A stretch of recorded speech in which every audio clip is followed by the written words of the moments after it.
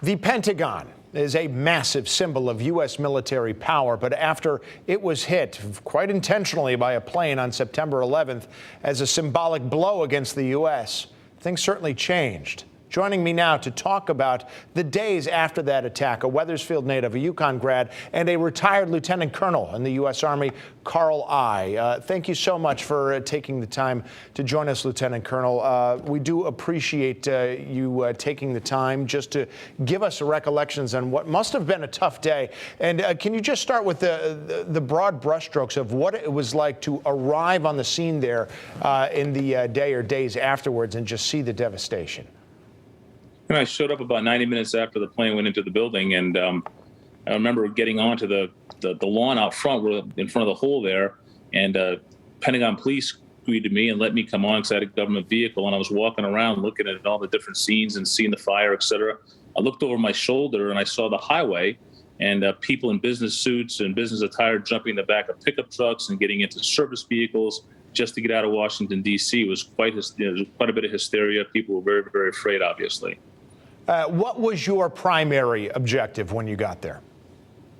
I was taking a look at the area where we set up the Tactical Operations Center for my unit, and I was looking at some of the communications aspects of how this might work so we could speak to people across the front lawn and into the hole. As you know, the building is thick concrete, so actually communicating with radios is not easy. I was a communications officer, and I was just surveying the area. What did it take to try to establish radio communications in that area, given not just the devastation, but all the commotion that was around and ongoing concerns, I imagine, about security?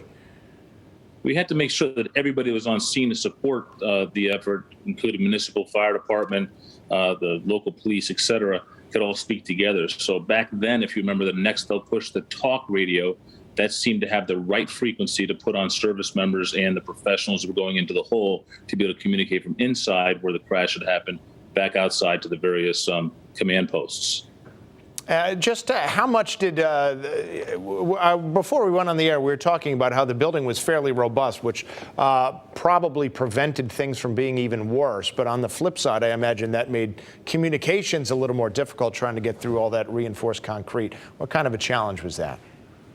Like I said, the tactical radio systems that we had for, obviously I'm a soldier in the Army, but as a joint unit, they didn't really work very well. So again, we used those Nextel push to talk. You remember the commercials on the NFL a long time ago, and we had about 200 of those because we just had inauguration recently. So we still had them in our warehouse, and we were able to bring them out, tune them back up, and make them work for everybody on the front lawn there. I know you mentioned that push to talk. I can still remember that beep, from the double beep from the commercials.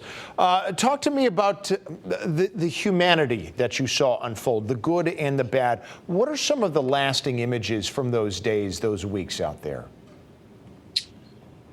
I think the thing that struck me was that young service members that worked with the old guard, conducting burials, ceremonial kind of events, and guarding the tomb of the unknown soldier, were brought down, 19, 20, 21 years old, put in asbestos suits, and after the area was cleared by the fire department and the FBI had done their research and done their forensics in there, those kids put on asbestos suits, grabbed gurneys and body bags, and went into that hole and pulled men and women out who had perished. And one of the stories that came out of that was because of the blow, people were forced in certain directions, and the ones that were forced forward, so to speak, and they actually lifted the bodies to put them into the body bag. The front side, you could see the uniform, the name tag, the decorations, et cetera, in many cases. And that really had quite an effect on some of those young service members that had, a very challenging job of bringing back the remains out of the hole. I can only imagine. During those times, my understanding is you spent 6 weeks there, just essentially set up on the lawn outside the Pentagon. Is that the case? Oh yeah, that's accurate. We were there 6 or 8 weeks. Initially, it was every single day for quite some time. I spent 21 straight hours there after I got there, and then I was spending about 16, 18 hours down there every day because fires kept kicking up inside that hole.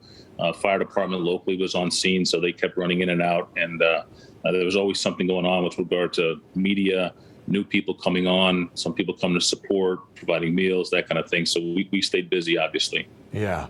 How did your time down there end? Was it just one day everything seemed like it wrapped up? Was there any sort of sense of finality or for lack of a better word, closure?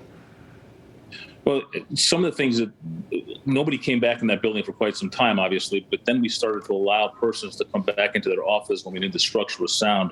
I can remember quite a few people walking in a regular mood, so to speak, and then realizing the devastation, just really breaking down. I mean, very, very significantly. And I'm not putting them down. I'm just simply saying I was really struck by it all of a sudden hit them. That sort of began the end of where our mission was, because people were allowed back into the building.